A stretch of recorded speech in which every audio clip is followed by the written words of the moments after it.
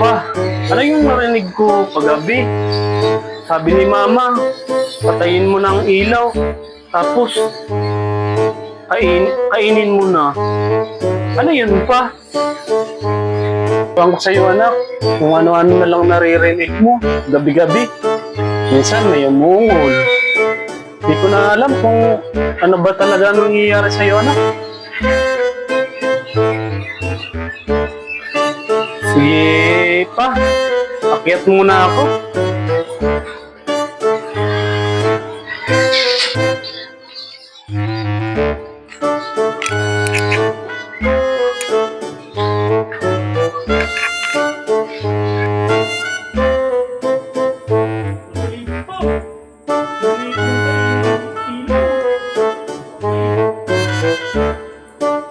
Oh, anak! Anong nangyari sa'yo? Bakit kinain mo ang ilaw? Aray! Ang kinain ko, iba naman yun! Bakit yun?